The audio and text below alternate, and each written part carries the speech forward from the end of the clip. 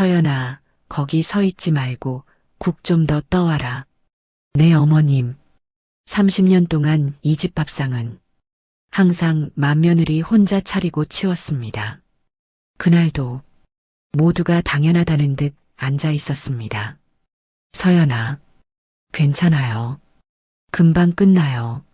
하지만 그날 장남 김정호의 눈에는 그동안 한 번도 말하지 못했던 장면이 다르게 보이기 시작했습니다. 맏며느리는 원래 그런 자리야. 어머니, 그 순간 30년 동안 한 번도 뒤집히지 않았던 이 집 식탁이 처음으로 뒤집힙니다. 30년 동안 이 집 식탁에서는 단 한 번도 이런 일이 없었습니다. 맏며느리는 늘 서서 밥을 차렸고 다른 가족들은 그걸 당연하게 받아들였습니다.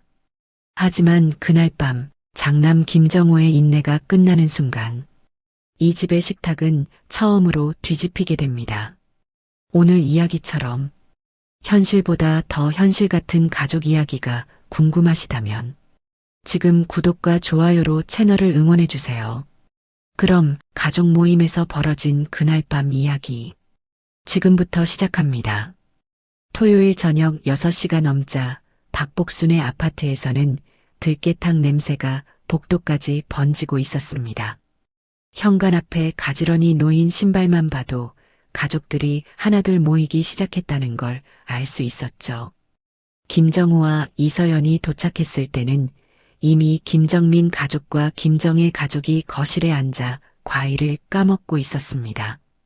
이서연은 현관에 들어서자마자 앞치마부터 찾았습니다. 아무도 가져오라고 말하지 않았지만 30년 동안 이 집에 올 때마다 가장 먼저 하는 일이 그것이었으니까요. 싱크대 앞에 서서 손을 씻고 냉장고에서 밑반찬 그릇을 꺼내 하나씩 식탁 위에 올리기 시작했습니다. 김정호는 거실 소파 끝에 걸터 앉아 동생 김정민과 인사를 나누면서도 부엌 쪽으로 시선이 자꾸 갔습니다. 이서연이 국자를 들고 냄비 뚜껑을 여는 모습이 유리창에 비쳤고 그 옆에는 아무도 서 있지 않았습니다. 김정혜가 소파에서 다리를 꼬며 남편에게 귤을 건네더니 목소리를 높여 말했습니다. 엄마, 들깨탕에 두부 넣었어? 우리 시우가 두부 안 먹는다고 했잖아. 박복수는 부엌 문 앞에서 고개를 돌리며 대답했습니다. 서연아, 거기 두부 빼고 따로 한 그릇 덜어줘. 이서연은 대답 대신 고개를 끄덕이며 작은 냄비를 꺼냈습니다. 그 모습을 지켜보던 김정호의 입술이 살짝 굳었지만 아직은 아무 말도 하지 않았습니다. 식탁에 음식이 차려지기 시작하자 가족들이 하나둘 자리를 잡았습니다. 김정민은 아내 옆에, 김정혜는 남편과 아들 사이에, 박복수는 상석에 앉았죠. 김정호도 의자를 당겨 앉았지만 이서연의 자리에는 아직 수저가 놓이지 않았습니다. 이서연이 마지막 찌개를 들고 나오면서 앉으려는 순간 박복순이 숟가락을 들며 말했습니다. 반찬이 좀 모자란 것 같은데 냉장고에 묵은지 있으니까 그것도 꺼내줘. 이서연은 막 당기던 의자에서 손을 떼고 다시 부엌으로 향했습니다. 김정호의 손가락이 무릎 위에서 꽉 쥐어졌습니다. 그러나 입을 열지는 않았죠. 30년 동안 이 자리에서 아내가 앉기 전에 밥을 먹기 시작하는 풍경은 언제나 똑같았으니까요. 김정혜가 국물을 한 숟갈 떠먹으며 말했습니다. 형수, 여기 물 좀. 거실에서 놀던 김정혜의 아들 시우도 소리쳤습니다. 이모, 나 콜라. 이서연은 냉장고 문을 열며 물컵과 음료를 동시에 꺼냈습니다. 식탁과 부엌 사이를 오가는 이서연의 발걸음은 쉬지 않았고 가족들의 수저 소리는 점점 빨라지고 있었습니다. 김정호가 숟가락을 들었다가 다시 내려놓았습니다. 이서연이 아직 한 번도 자리에 앉지 못했다는 걸 알고 있었기 때문이죠. 그때 박복순이 국그릇을 비우며 말했습니다. 서연아, 국 한 번 더 떠와. 그리고 설거지는 밥 먹고 바로 해라. 지난번에 싱크대에 기름때 남아있더라. 그 말이 끝나기도 전에 김정희가 덧붙였습니다. 맞아. 맏며느리가 좀 신경 써야지. 엄마 혼자 이 집 관리하기 힘드시잖아. 이서연은 국자를 든 채 잠깐 멈췄습니다. 표정은 변하지 않았지만 국자를 쥔 손등에 힘줄이 살짝 드러났죠. 그러고는 아무 말 없이 다시 국을 떠서 박복순의 그릇에 담았습니다. 30년 동안 이 부엌에서 불평 한마디 하지 않았던 사람이 오늘도 같은 자리에서 같은 일을 반복하고 있었습니다. 김정호는 그 장면을 똑바로 바라보고 있었습니다. 아내의 등이 부엌 형광등 아래에서 유난히 작아 보였고 식탁에 둘러앉은 가족들은 그 등을 한 번도 돌아보지 않았습니다. 박복순이 다시 입을 열었습니다. 서연아, 먹을 거면 빨리 앉아서 먹어. 맏며느리가 서빙도 제대로 못하면서 늦게 앉으면 보기 안 좋잖아. 그 말은 앉으라는 뜻이 아니었습니다. 서빙을 빨리 끝내라는 뜻이었죠. 이서연은 고개를 숙인 채 다시 접시를 들었습니다. 그 순간 김정호의 의자가 뒤로 밀렸습니다. 소리가 나기도 전에 김정호의 두 손이 식탁 가장자리를 움켜쥐었고 다음 순간 식탁 위의 그릇과 반찬이 한꺼번에 바닥으로 쏟아졌습니다. 들깨탕 국물이 마룻바닥 위로 번지고 깨진 접시 조각이 사방으로 흩어졌죠. 거실이 순식간에 조용해졌습니다. 김정민의 아내가 아이를 안고 뒤로 물러섰고 김정희는 의자째 뒤로 밀리며 남편의 팔을 잡았습니다. 박복수는 국물이 튄 앞치마를 내려다보며 입을 벌렸지만 아무 소리도 나오지 않았습니다. 김정호는 서 있었습니다. 두 주먹을 쥔 채 식탁 앞에 선 김정호의 얼굴은 붉어져 있었고 숨소리만이 조용한 거실에 거칠게 울렸습니다. 이서연은 부엌 문 앞에서 국자를 든 채 그대로 멈춰 있었습니다. 김정호를 바라보는 이서연의 눈이 크게 떠져 있었지만 김정호는 아내가 아니라 식탁에 앉아 있던 가족들을 하나하나 쳐다보고 있었습니다. 아무도 말을 꺼내지 못했습니다. 바닥에 쏟아진 음식 위로 시간이 멈춘 것 같은 정적이 내려앉았고 김정호의 거친 숨소리만이 그 정적을 깨고 있었습니다. 김정호의 숨소리가 조금씩 가라앉았지만 거실의 정적은 풀리지 않았습니다. 바닥에 엎질러진 들깨탕 국물이 천천히 마루 틈새로 스며들고 있었고 깨진 접시, 위로 떨어진 나물 반찬이 축축하게 뭉개져 있었죠. 박복수는 여전히 의자에 앉은 채 앞치마에 국물 자국만 내려다보고 있었고 김정혜는 남편의 팔을 붙잡은 손을 놓지 못하고 있었습니다. 김정호는 두 주먹을 천천히 펴면서 고개를 돌렸고 부엌 문 앞에 서 있는 이서연과 눈이 마주쳤습니다. 이서연의 손에는 아직 국자가 들려 있었습니다. 김정호가 그 국자를 바라보는 순간 30년이라는 시간이 한꺼번에 밀려왔습니다. 26살 결혼식을 올리기도 전에 김정호는 아버지의 건설 자재 가게 빚을 떠안아야 했습니다. 장남이니까요. 아버지 김판석이 허리를 다쳐 가게 문을 닫았을 때 김정민은 대학생이었고 김정혜는 고등학생이었습니다. 누군가는 그 빚을 갚아야 했고 아무도 김정호에게 부탁하지 않았지만 김정호 외에는 선택지가 없었죠. 김정호는 아버지의 거래처를 하나하나 돌며 외상값을 정리했고 남은 자재를 되팔아 빚의 절반을 메웠습니다. 나머지 절반은 결혼 자금으로 모아둔 돈에서 꺼내야 했습니다. 이서영과의 결혼은 그렇게 시작되었습니다. 예식장 대신 작은 웨딩홀을 빌렸고 신혼여행은 가지 못했죠. 이서연은 아무 말도 하지 않았습니다. 결혼 전에 이미 김정호의 사정을 알고 있었고 그걸 이유로 결혼을 미루자는 말을 한 번도 꺼내지 않았으니까요. 대신 이서연이 한 일은 결혼식 다음 날부터 박복순의 부엌에 서는 것이었습니다. 명절이면 새벽 5시에 시댁에 도착해 전을 부치기 시작했고 제사 때는 밤 11시까지 설거지를 했습니다. 박복순은 그때도 같은 말을 했죠. 맏며느리가 당연히 해야 할 일이야. 이서연은 고개를 끄덕였고 김정호는 그 고개 끄덕임이 얼마나 무거운 것인지 알면서도 모른 척해야 했습니다. 김정민이 대학을 졸업하고 취직할 때까지 등록금도 김정호가 됐습니다. 어머니 박복순이 형이 좀 도와줘라라고 말했고 김정호는 그 말에 네라고 대답했죠. 김정희가 결혼할 때 혼수 비용이 부족하다고 했을 때도 박복순은 김정호를 불렀습니다. 내가 장남이잖아. 동생 결혼인데 체면이 있지. 김정호는 그때 막 사업을 시작한 때였고 운영 자금에서 돈을 빼야 했습니다. 이서연은 그 사실을 알고도 아무런 내색을 하지 않았죠. 다만 그달부터 이서연의 점심 도시락 반찬이 2가지에서 1가지로 줄어든 것을 김정호는 나중에야 알게 되었습니다.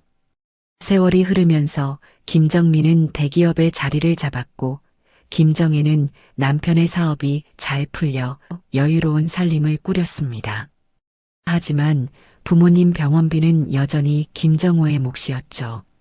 박복순이 무릎 수술을 받았을 때 수술비와 재활 치료비를 댄 것도 김정호였고 아버지 김판석이 세상을 떠나기 전 요양원 비용을 낸 것도 김정호였습니다. 김정민은 형이 알아서 하고 있으니까라고 말했고 김정혜는 오빠가 장남이니까 당연한 거 아냐라고 말했습니다. 그 말들이 쌓일 때마다 김정호의 어깨는 조금씩 내려앉았지만 입 밖으로 나온 적은 한 번도 없었습니다. 이서연도 마찬가지였습니다. 시댁 행사가 있을 때마다 음식 준비부터 뒷정리까지 도맡았고 명절이 끝나면 허리가 아파 며칠을 누워야 했지만 그 사실을 시어머니에게 말한 적은 없었죠. 김정혜의 아이 돌잔치 음식도 이서연이 만들었고 김정민의 집들이 상차림도 이서연이 했습니다. 김정호는 아내에게 미안하다는 말을 하고 싶었지만 차마 그 말이 나오지 않았습니다. 미안하다고 말하면 그 순간 자신이 아내에게 짐을 지웠다는 사실을 인정하는 것이 되니까요. 그래서 김정호가 할 수 있는 건 가족 모임이 끝난 뒤 집으로 돌아가는 차 안에서 이서연의 손을 잡아주는 것뿐이었습니다. 이서연은 그 손을 잡으며 매번 같은 말을 했죠. 괜찮아요, 당신. 원래 맏며느리가 하는 일이에요. 그 말이 김정호에게는 가장 아픈 말이었습니다.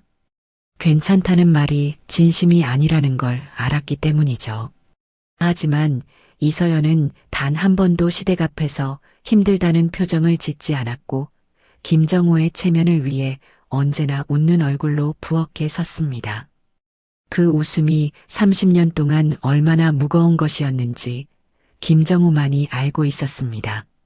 그래서 오늘 박복순의 그 말이 맏며느리가 서빙부터 해야지라는 그 한마디가 30년치 무게를 한꺼번에 터뜨린 것이었습니다.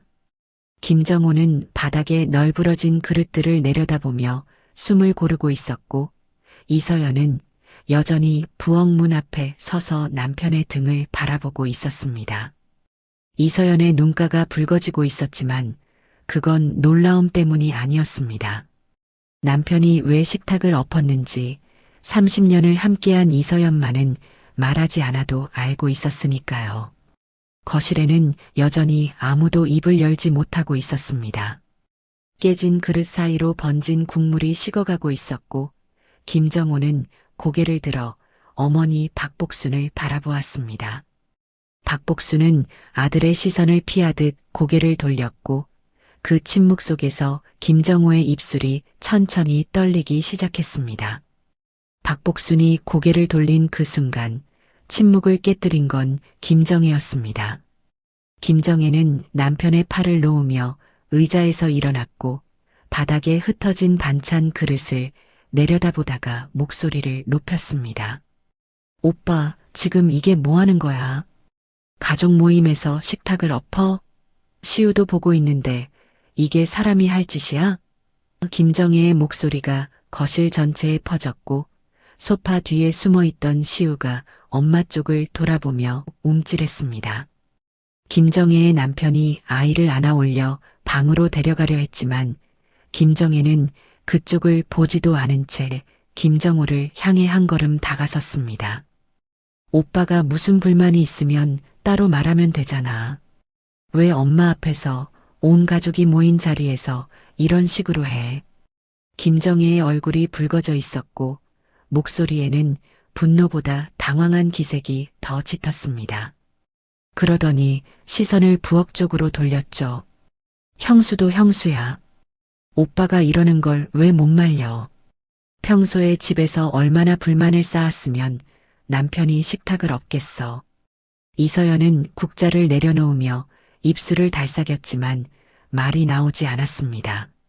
30년 동안 이 집에서 목소리를 높여본 적이 없는 사람이 갑자기 말을 할 수는 없었으니까요. 김정민이 그때 소파에서 천천히 일어났습니다. 김정민은 형보다 6살 어렸고 가족 사이에서 늘 중간자 역할을 자처해왔죠. 김정민은 바닥에 국물을 피해 형 앞으로 다가서며 낮은 목소리로 말했습니다. 형, 나도 형 마음을 모르는 건 아닌데 이건 좀 지나쳤어. 어머니가 놀라셨잖아. 형수한테 불만이 있을 수도 있고 어머니 말씀이 섭섭할 수도 있지만 이렇게 하면 해결이 돼. 김정민의 말투는 차분했지만 그 안에는 형의 행동이 잘못되었다는 전제가 깔려 있었습니다. 김정호는 동생의 말을 듣고도 바로 대답하지 않았습니다. 대신 깨진 그릇 사이에 뒹구는 숟가락 하나를 내려다보았죠. 그 숟가락은 이서연의 자리에 놓였어야 할 것이었습니다. 김정호가 천천히 고개를 들며 입을 열었습니다. 지나쳤다고? 목소리가 낮았지만 떨리고 있었습니다. 정민아, 너 이 집에서 형수가 밥 앉아서 먹는 거 본 적 있어? 한 번이라도? 김정민이 대답하려다 멈칫했습니다. 김정호는 그 틈을 주지 않았습니다. 명절마다 새벽에 와서 전 부치고 제사 때 밤늦게까지 설거지하고 가족 모임 때마다 혼자 부엌에 서 있는 사람이 서연이야. 30년째. 김정혜가 끼어들었습니다. 그게 뭐 대단한 일이라고 그래. 맏며느리면 당연히 하는 거지. 다른 집도 다 그래. 김정호가 고개를 돌려 동생을 바라보았습니다. 당연하다고? 정혜야, 너 결혼하고 시댁 가서 명절에 몇 시간 일해봤어. 너희 시어머니가 너한테 서빙하라고 시킨 적 있어? 김정혜의 입이 다물렸습니다. 김정혜의 시댁은 명절마다 외식을 했고 집에서 음식을 차리는 일 자체가 없었으니까요. 김정호는 그 침묵을 확인하고 다시 말을 이었습니다. 너는 한 번도 안 해본 일을 당연하다고 말하고 있어. 30년 동안 단 한 번도. 김정민의 아내가 방문 앞에서 조용히 고개를 숙이고 있었습니다. 김정민은 형의 말에 반박하려 했지만 김정호가 먼저 돌아서며 목소리를 높였습니다. 서연이가 이 집에 처음 왔을 때 23이었어. 23짜리가 시어머니 생신상 혼자 차렸어. 15가지 반찬을 새벽부터 만들어서 내놓았는데 어머니가 뭐라고 했는지 알아? 김정호는 박복순 쪽을 보지 않고 말했습니다. 잡채가 짜다고 했어. 그 한마디였어. 서연이가 그날 집에 돌아와서 화장실에서 울었던 거 나만 알아. 거실이 다시 조용해졌습니다. 김정혜는 입술을 깨물며 시선을 바닥으로 내렸고 김정민은 두 손을 주머니에 넣은 채 형의 얼굴을 올려다보고 있었습니다. 김정호의 목소리는 점점 가라앉았지만 오히려 그 낮은 음성이 거실을 더 무겁게 눌렀습니다.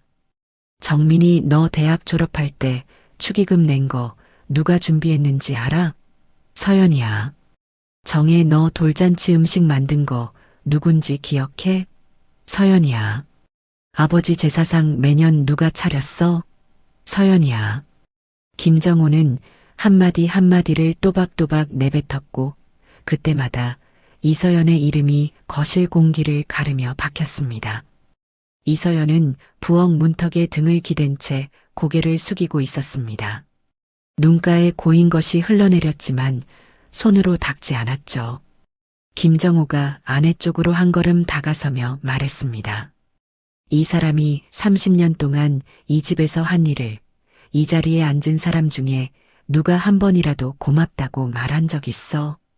그 질문은 가족 모두에게 향한 것이었지만 아무도 대답하지 못했습니다. 박복순이 처음으로 몸을 움직였습니다. 의자 팔걸이를 잡고 일어서려다 다시 주저앉았죠. 박복순의 입술이 무언가를 말하려는 듯 떨렸지만 소리는 나오지 않았습니다. 김정혜는 뒤로 한 걸음 물러나 남편 옆에 섰고 김정민은 고개를 떨군 채 형의 마지막 말을 되새기고 있었습니다. 거실에 흩어진 음식과 깨진 그릇 사이로 30년 동안 한 번도 꺼내지 못했던 말들이 처음으로 이 집 안에 놓였습니다. 그리고 그 말들은 아직 끝나지 않았습니다. 김정민이 고개를 떨군 채 한참을 서 있다가 조심스럽게 입을 열었습니다. 형 말이 맞아. 형수한테 고마운 말을 못한 건 사실이야.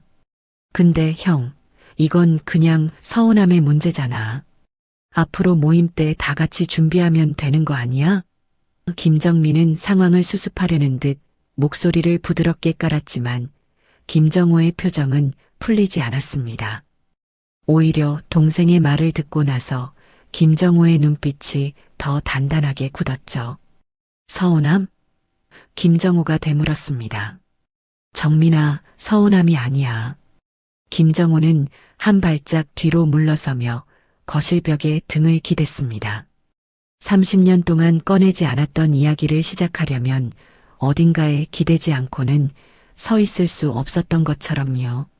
아버지 요양원비 누가 냈는지 알아? 김정호의 목소리는 이전보다 훨씬 차분해져 있었지만 그 차분함이 오히려 거실의 공기를 무겁게 짓눌렀습니다. 김정민이 고개를 갸웃했습니다. 그거 삼남매가 나눠서 낸 거 아니야? 어머니가 그렇게 말씀하셨는데. 김정호가 쓸쓸하게 웃었습니다. 웃음이라기보다는 입꼬리가 한쪽으로 올라간 것에 가까웠죠. 삼남매가 나눠서 냈다고? 정민아, 너 아버지 요양원비로 얼마 냈어? 김정민의 입이 멈칫 열렸다가 닫혔습니다. 김정호가 기다리지 않고 말을 이었습니다. 너는 처음 2달 50만 원씩 보내다가 3달째부터 안 보냈어. 바빠서 까먹었다고 했지. 정혜, 너는 처음부터 내지 않았고 시집간 딸이 무슨 요양원비를 내냐고 했잖아.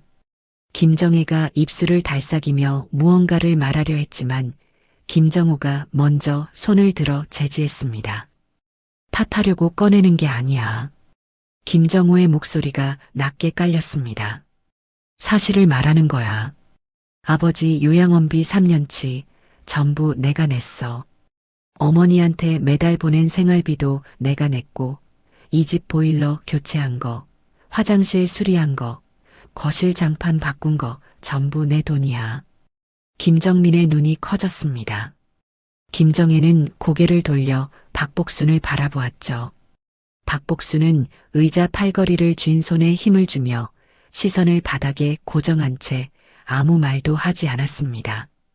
김정민이 한 걸음 다가서며 물었습니다. 형, 진짜야? 어머니, 이거 사실이에요? 박복순의 입술이 떨렸습니다.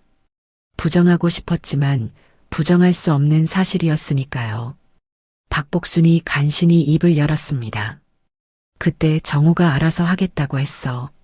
내가 시킨 게 아니라 정우가 먼저 한 거야. 김정우가 어머니의 말을 듣고 천천히 고개를 끄덕였습니다. 맞아요. 제가 먼저 했어요. 장남이니까. 아버지가 편찮으신데 장남이 안 하면 누가 해요? 김정호의 목소리에서 원망은 느껴지지 않았습니다. 다만 그 안에 녹아있는 피로가 30년이라는 시간의 무게가 고스란히 실려 있었죠. 김정혜가 작은 목소리로 물었습니다. 보일러 교체 비용도 오빠가 낸 거야? 나는 어머니가 관리비에서 쓰신 줄 알았는데. 김정호는 대답 대신 주머니에서 손을 꺼내 허공을 짚듯 손가락을 접어 보였습니다. 보일러 300, 화장실 200, 장판 150, 아버지 요양원 총 2,400, 어머니 무릎 수술비 800, 재활치료 600. 그거 말고도 매달 생활비 70에서 100. 이 숫자들 나 혼자 계산해 왔어. 서연이한테도 전부 말하지 않았어. 그 순간 부엌 문 앞에 서 있던 이서연의 고개가 올라갔습니다. 이서연은 남편이 부모님 병원비를 대고 있다는 건 알고 있었지만 이 집 수리비까지 김정호가 부담해 왔다는 건 처음 듣는 이야기였습니다. 이서연의 입술이 벌어지며 남편을 바라보았죠. 여보, 그게 무슨 말이에요? 집 수리비는 어머니가 직접 하신 거라고 했잖아요. 김정호가 아내를 돌아보며 말했습니다. 말 안 한 건 나야. 서연아, 너도 충분히 힘든데 그 얘기까지 하면 내가 더 무거워질까봐 말 못했어. 이서연의 눈에 다시 물기가 번졌습니다. 하지만 이번에는 서러움이 아니었습니다. 30년 동안 옆에서 같은 짐을 지고 있다고 생각했는데 남편이 자기 몫까지 숨기고 더 무거운 짐을 혼자 지고 있었다는 사실이 이서연의 가슴을 짓눌렀습니다. 김정민이 양손으로 얼굴을 감싸며 한숨을 내쉬었습니다. 형, 나는 진짜 몰랐어. 어머니가 3남매가 나눠서 하고 있다고 하셔서 그런 줄 알았어. 김정호는 동생의 말을 듣고도 화를 내지 않았습니다. 대신 조용히 말했죠. 그래, 너는 몰랐겠지. 어머니가 그렇게 말씀하셨으니까. 그 말이 떨어지자 거실의 시선이 일제히 박복순에게로 향했습니다. 박복순은 의자에 앉은 채 두 손을 무릎 위에 포개고 있었고 고개를 점점 더 숙이고 있었습니다. 김정혜가 어머니 옆으로 다가가 팔을 잡으며 말했습니다. 엄마, 왜 그렇게 말씀하신 거예요? 오빠가 다 내고 있었으면 우리한테 알려주셨어야지. 박복순의 입술이 달싹거렸지만 말은 쉽게 나오지 않았습니다.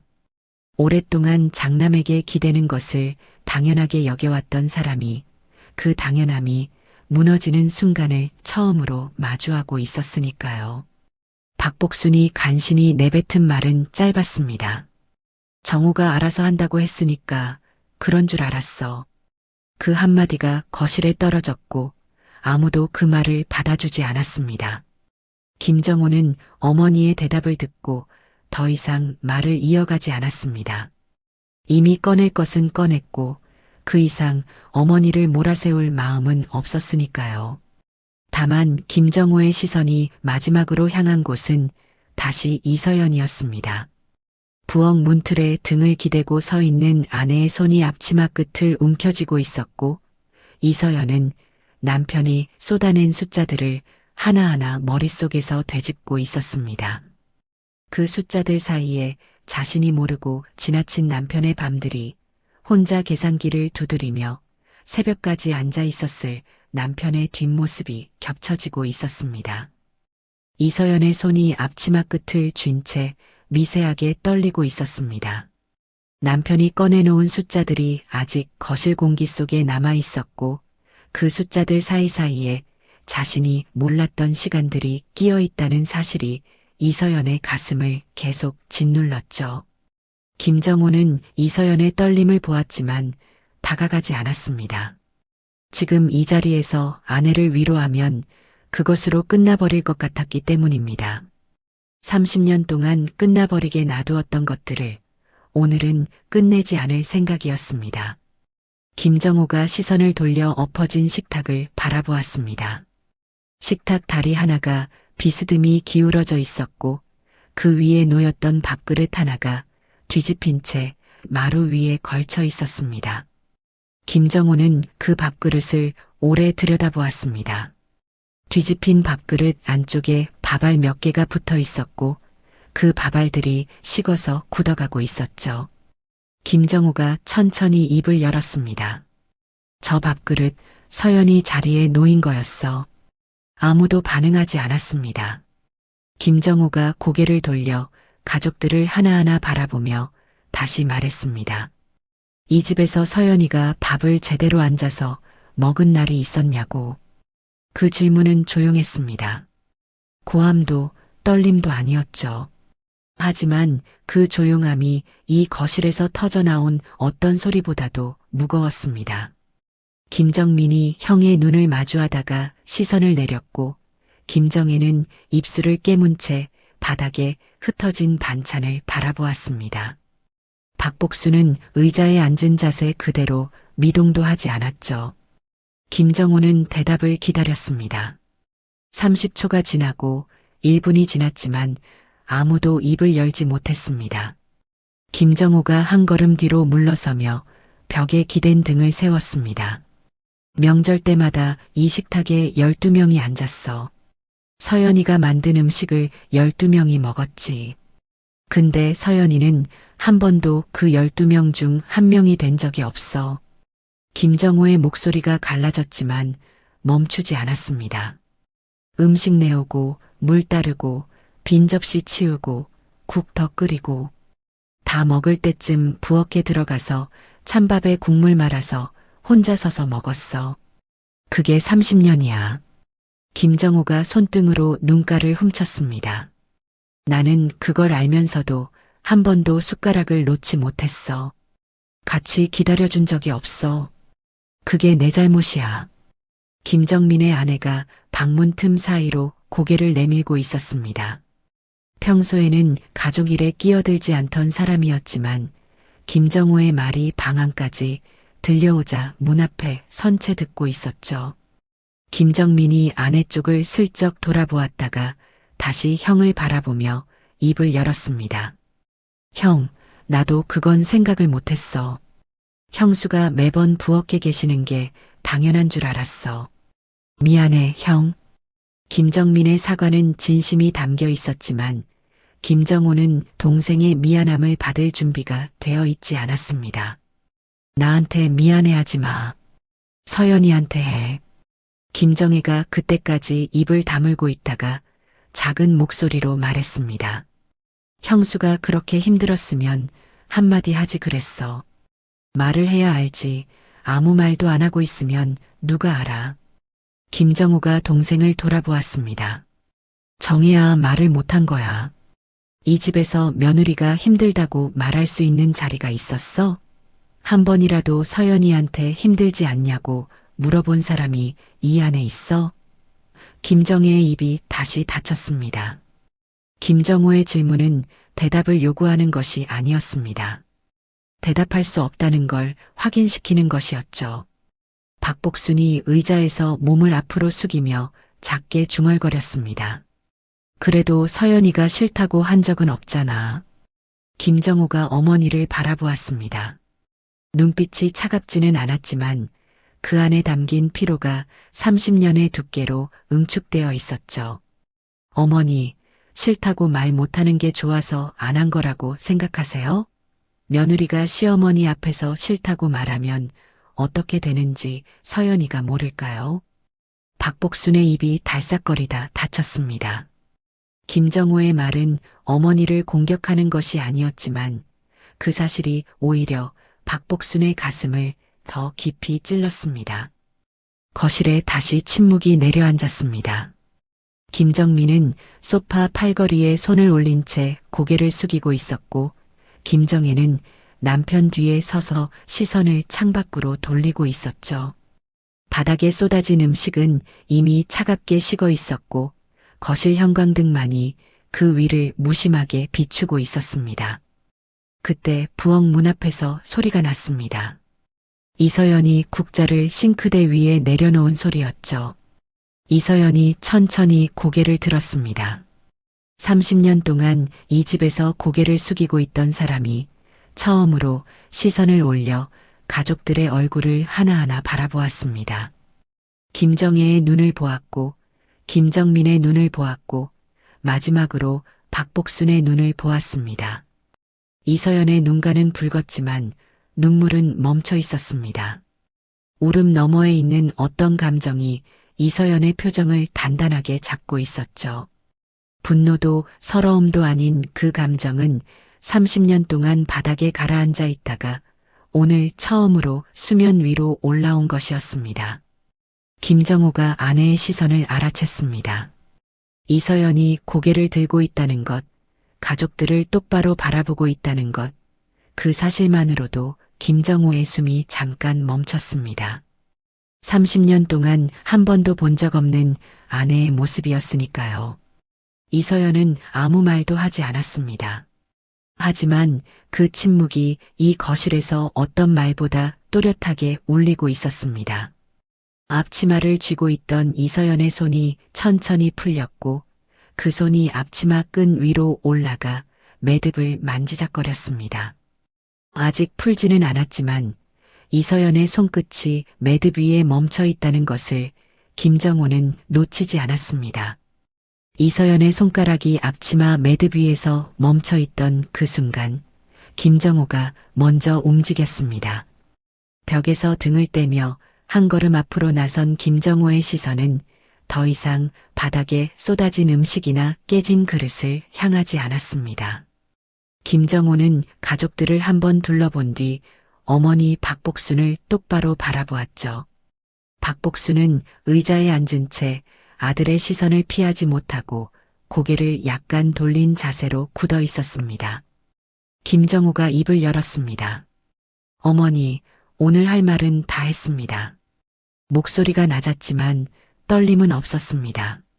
식탁을 엎던 그 격한 감정은 이미 지나갔고 지금 남아있는 것은 오랫동안 내리지 못했던 결정을 내리려는 사람의 단단함이었죠. 앞으로 이런 모임에 나오지 않겠습니다. 그 말이 거실에 떨어지자 김정민이 고개를 확 들었고 김정혜는 창밖을 보던 시선을 형에게로 돌렸습니다. 박복순의 입이 벌어졌지만 김정호가 먼저 말을 이었습니다. 서연이한테도 더 이상 시키지 마세요. 명절이든 제사든 앞으로 이 집 일에 서연이를 부르지 마세요. 김정혜가 한 발짝 앞으로 나서며 말했습니다. 오빠, 그게 무슨 말이야? 가족 모임에 안 나오겠다는 게 말이 돼? 김정호는 동생을 바라보며 대답했습니다. 정혜야, 말이 되든 안 되든 그렇게 할 거야. 30년 동안 말이 안 되는 일을 서연이가 해왔는데 이제는 내가 말이 안 되는 결정을 할 차례야. 김정혜의 입이 다물렸습니다. 반박하려 했지만 형의 눈빛에서 이 결정이 흥분이나 순간적인 감정에서 나온 것이 아니라는 걸 읽었기 때문이죠. 김정민이 조심스럽게 다가왔습니다. 형, 잠깐만. 지금 감정이 격해져서 그러는 거잖아.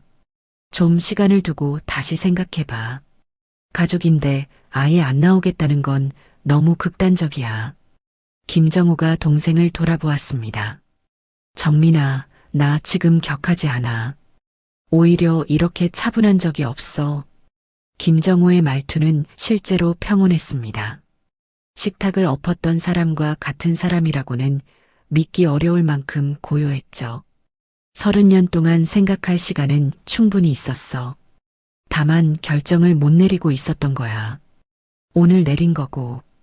김정호가 시선을 돌려 거실 한쪽에 세워둔 외투를 바라보았습니다. 시댁 행사, 모임, 명절. 전부 다 서연이 없이 하세요. 아니, 못하겠으면 안 하셔도 됩니다. 그건 저한테 상관없는 일입니다. 그 말을 하면서 김정호의 발이 현관 쪽으로 향했습니다.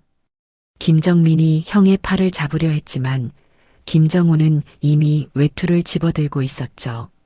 박복순이 그때 처음으로 의자에서 일어섰습니다. 무릎이 좋지 않아 팔걸이를 짚으며 천천히 일어선 박복순의 얼굴에는 분노가 아닌 당혹감이 서려 있었습니다. 정호야. 박복순이 아들의 이름을 불렀지만 그 뒤에 이어질 말을 찾지 못했습니다. 장남이 가족 모임에 안 나오면 어떡하느냐고 말하려 했을지도 모릅니다. 하지만 방금 전 아들이 쏟아놓은 30년의 무게가 그 말을 입안에서 막고 있었죠. 박복수는 서 있는 채로 아들의 등을 바라볼 수밖에 없었습니다. 김정호가 현관 앞에서 멈췄습니다. 신발을 꺼내려다가 뒤를 돌아보았죠. 부엌 문 앞에 서 있는 이서연을 바라보며 말했습니다. 서연아, 가자. 단 두 마디였습니다. 명령도 아니었고 부탁도 아니었습니다. 30년 동안 이 집 부엌 앞에 서 있던 사람에게 이제 그만 나가도 된다고 말해주는 것이었죠. 이서연은 남편의 말을 듣고 잠시 움직이지 않았습니다. 30년 동안 이 집에서 자리를 뜬 적이 없었으니까요. 명절에 아파도 생일에 서러워도 제사 뒤에 지쳐 쓰러질 것 같아도 이서연은 한 번도 이 부엌을 먼저 떠난 적이 없었습니다. 이서연의 손이 다시 앞치마 매듭 위로 올라갔습니다. 이번에는 만지작거리지 않았습니다. 손가락이 매듭을 잡았고 천천히 당겼습니다. 매듭이 풀리면서 앞치마가 이서연의 몸에서 미끄러져 내렸고 이서연은 그 앞치마를 싱크대 위에 올려놓았습니다. 김정희가 입을 열려 했지만 이서연이 먼저 말했습니다. 저도 가겠습니다. 이서연의 목소리는 작았지만 또렷했습니다. 30년 동안 이 집에서 네, 알겠습니다. 준비하겠습니다. 외에 자기 의지를 담은 문장을 말한 적이 없던 사람의 첫 번째 선택이었죠. 남편이 결정한 거 저도 따르겠습니다. 이서연은 그 말을 하면서 박복순을 바라보았습니다. 원망의 눈빛은 아니었습니다. 다만 더 이상 이 자리에서 고개를 숙이지 않겠다는 뜻이 담긴 시선이었죠. 박복순이 한 발짝 앞으로 나오며 말했습니다. 서연아, 너까지 이러면 어떡하니? 이서연은 대답하지 않았습니다. 대신 부엌 문을 나서며 현관 쪽으로 걸어갔죠. 이서연의 발걸음은 느리지 않았습니다. 30년 동안 부엌과 식탁 사이를 오가던 그 발걸음이 오늘은 처음으로 현관을 향하고 있었습니다. 김정호가 아내의 외투를 꺼내 건넸고 이서연은 그 외투를 받아 어깨에 걸쳤습니다. 김정민이 현관 앞까지 따라 나오며 말했습니다. 형수, 잠깐만. 이렇게 가면 안 되잖아. 김정호가 신발을 신으며 돌아보았습니다. 정민아, 오늘 이후에 어떻게 할지는 너희가 정해. 나한테 물어보지 마. 김정호의 말투에는 더 이상의 분노도 슬픔도 남아있지 않았습니다. 결정을 내린 사람의 담담함만이 있었죠. 이서연도 신발을 신고 현관문 앞에 섰습니다. 뒤를 돌아보지 않았습니다. 현관문이 열리고 김정호와 이서연이 나란히 밖으로 나섰습니다. 문이 닫히는 소리가 거실까지 울렸고 그 소리가 사라진 뒤에 남은 건 엎어진 식탁과 깨진 그릇, 그리고 싱크대 위에 접혀놓인 알치마 한 장이었습니다. 박복수는 현관문이 닫힌 쪽을 바라보며 서 있었고 김정혜는 어머니 옆에서 아무 말도 하지 못했습니다. 김정민은 현관 앞에 선 채로 형이 놓고 간 침묵 속에 서 있었죠.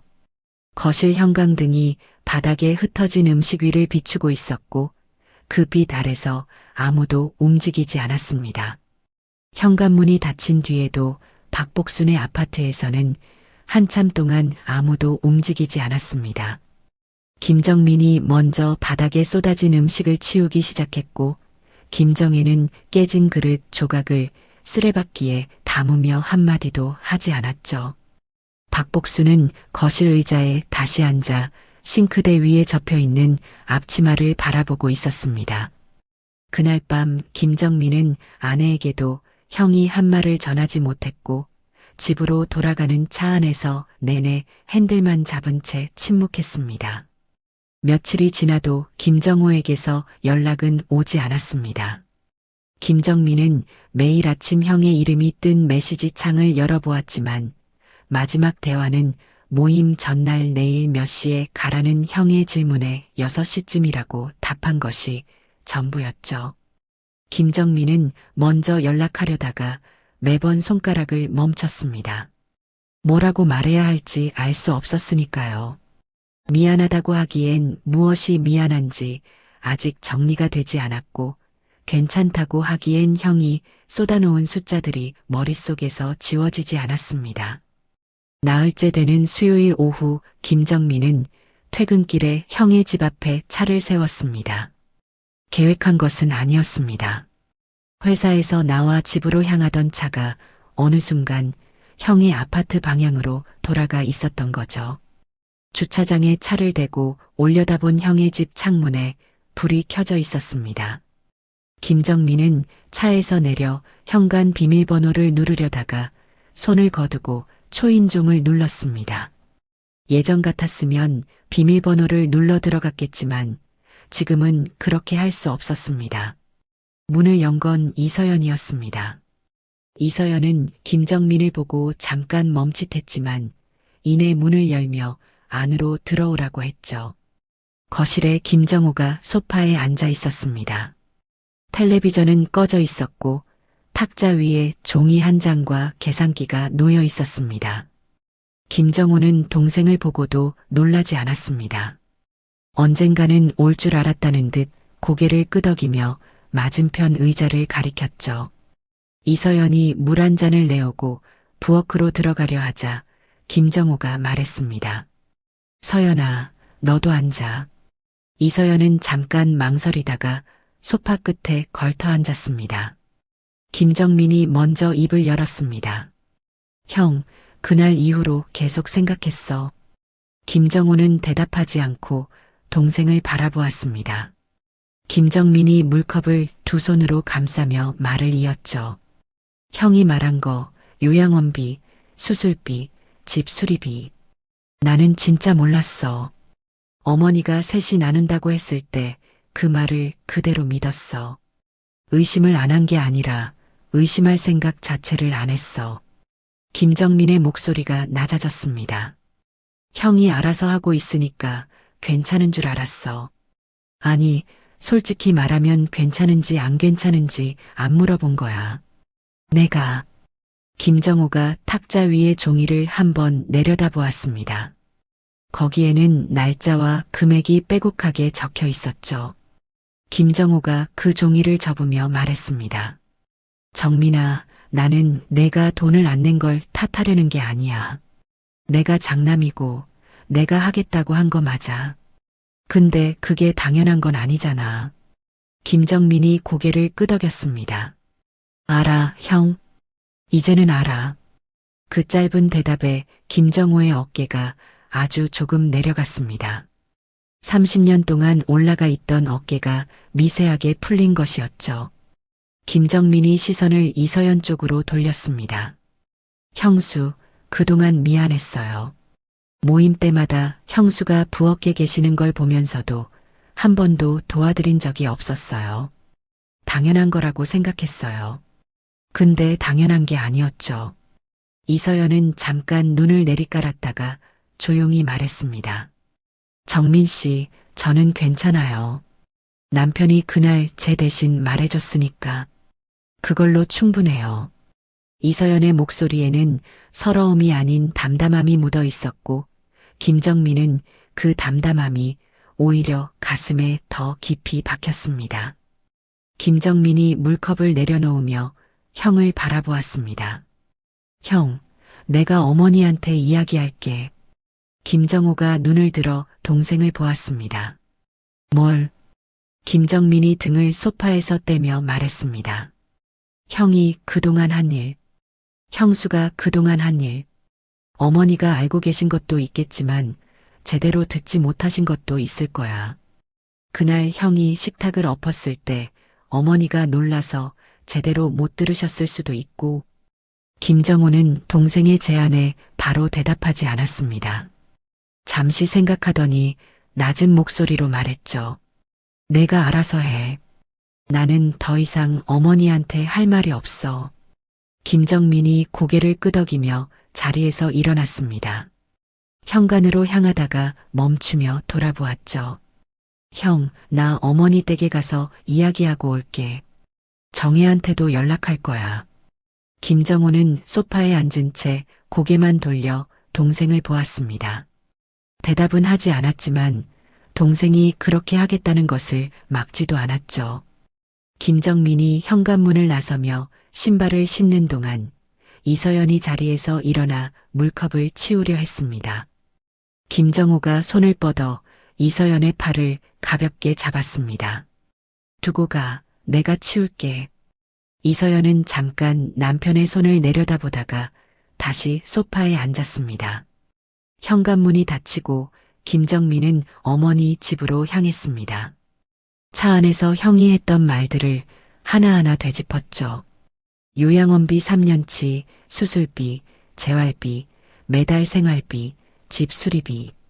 그 숫자들 사이에 형수가 새벽마다 전을 부치던 부엌이 떠올랐고 명절마다 마지막에 찬밥을 말아먹던 형수의 뒷모습이 겹쳐졌습니다. 김정민은 신호등에 멈춰서서 핸들 위에 이마를 잠깐 대었습니다. 자신이 몰랐던 게 아니라 보지 않으려 했던 것일 수도 있다는 생각이 들었기 때문이죠. 박복순의 아파트에 도착했을 때 현관불은 꺼져 있었습니다. 초인종을 누르자 한참 뒤에야 문이 열렸고 박복순은 잠옷 차림으로 아들을 바라보았습니다. 정민이 너 이 시간에 웬일이니? 김정민은 어머니의 얼굴을 보았습니다. 나흘 사이에 눈밑이 움푹 들어가 있었고 입술 끝이 아래로 처져 있었죠. 김정민은 신발을 벗으며 말했습니다. 어머니, 할 말이 있어서 왔어요. 형 이야기예요. 그날 밤 김정민이 어머니에게 무슨 이야기를 했는지 김정호는 묻지 않았습니다. 김정민도 따로 전하지 않았죠. 다만 그 이후로 박복순에게서 가족 모임 연락이 오지 않았고 김정호와 이서연의 주말은 처음으로 조용해졌습니다. 명절이 다가와도 이서연의 새벽 알람이 울리지 않았고 전을 부칠 기름 냄새 대신 두 사람이 나란히 앉아 마시는 커피 향이 아침을 채웠죠. 이서연은 그 조용함이 어색했지만 김정호는 아내가 그 어색함에 익숙해질 때까지 기다릴 생각이었습니다.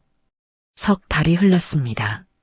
어느 토요일 오후 김정민에게서 전화가 왔습니다. 김정호가 받자 동생의 목소리가 들렸죠. 형, 어머니가 다음 주 토요일에 집에 오래. 가족 모임이야. 김정호는 잠깐 침묵했습니다. 나한테 왜 전화한 거야? 나는 안 간다고 했잖아. 김정민이 한 박자 쉬고 말했습니다. 어머니가 직접 오라고 하셨어. 형한테 할 말이 있대. 형수한테도. 김정호는 전화를 끊고 한참 동안 소파에 앉아 있었습니다. 이서연이 옆에서 남편의 표정을 살피며 물었죠.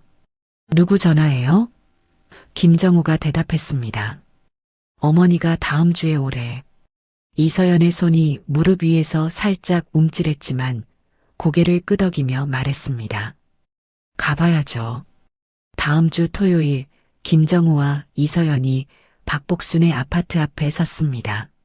석 달 만이었죠. 현관 앞에 놓인 신발들을 보니 김정민 가족과 김정의 가족이 먼저 와 있었습니다. 김정호가 초인종을 누르자 문을 연 건 김정민이었습니다. 김정민은 형을 보며 살짝 고개를 끄덕였고 이서연에게도 가벼운 눈인사를 건넸죠. 현관을 지나 거실로 들어선 순간 이서연의 발걸음이 멈췄습니다. 식탁 위에 음식이 차려져 있었습니다. 들깨탕, 잡채, 나물 3가지, 김치전, 밥과 국. 석 달 전 엎어진 그 식탁 위에 다시 밥상이 올라와 있었죠.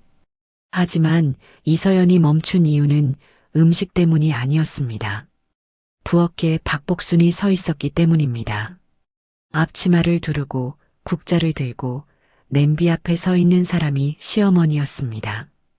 이서연이 30년 동안 서 있던 그 자리에 오늘은 박복순이 서 있었죠. 박복순이 국자를 내려놓고 거실로 나왔습니다. 가족들이 하나둘 식탁 주변에 모였고 박복순은 이서연을 바라보았습니다. 이서연은 습관처럼 부엌 쪽으로 발걸음을 옮기려 했지만 박복순이 손을 들어 이서연을 멈춰 세웠습니다. 서연아, 오늘은 앉아라. 이서연이 멈칫했습니다. 박복순의 목소리가 떨리고 있었지만 그 떨림 속에서도 분명한 의지가 느껴졌죠. 박복순이 식탁 앞에 서서 가족들을 둘러보았습니다. 김정민과 그 아내, 김정혜와 남편, 그리고 김정호. 마지막으로 시선이 이서연에게 멈췄습니다. 박복순의 입술이 달싹거렸고 한참 만에 말이 나왔습니다. 오늘은 서연이 앉아서 먹어라. 그 한마디가 나오기까지 박복순의 목 안에서 무언가가 넘어오는 것 같았습니다.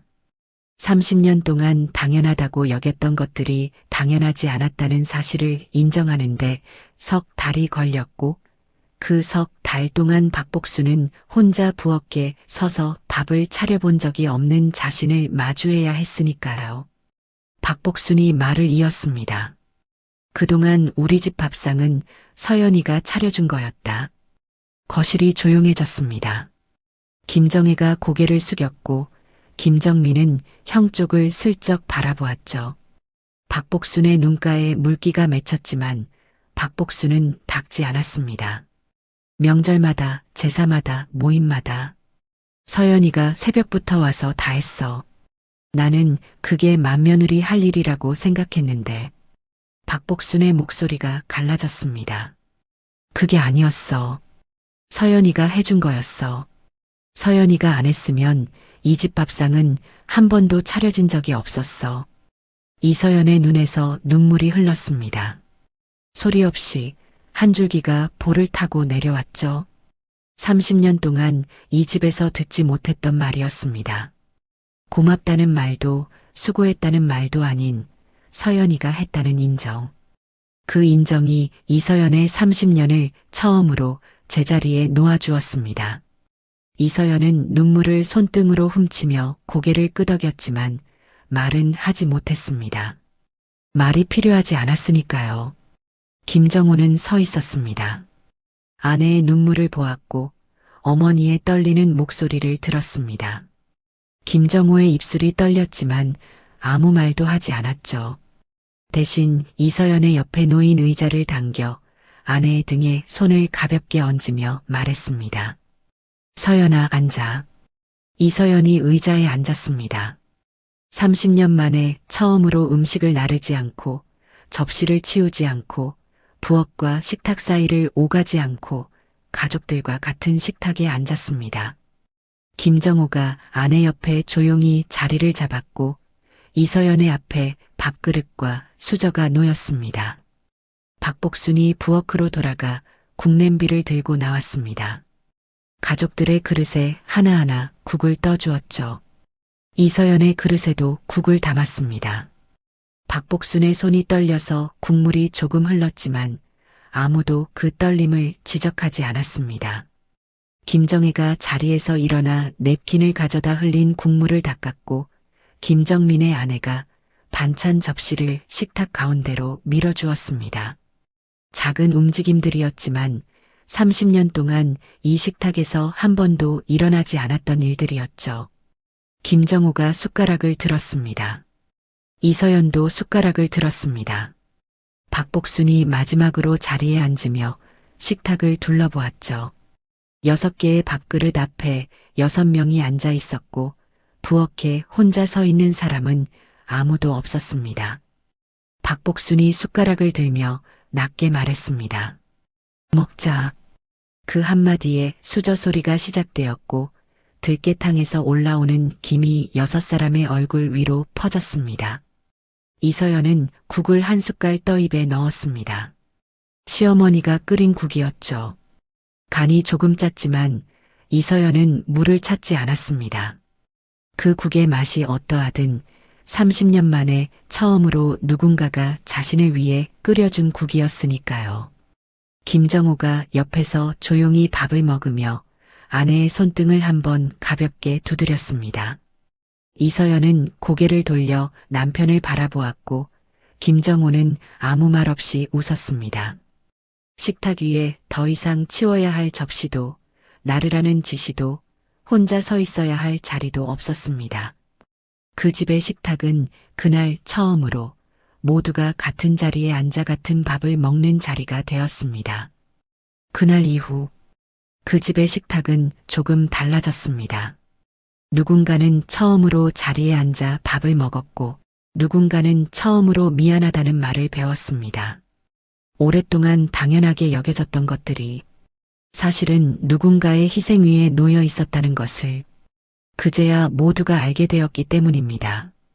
오늘 이야기가 마음에 남으셨다면 주변 가족들에게도 한번 떠올려 보셨으면 합니다. 끝까지 시청해 주셔서 감사합니다.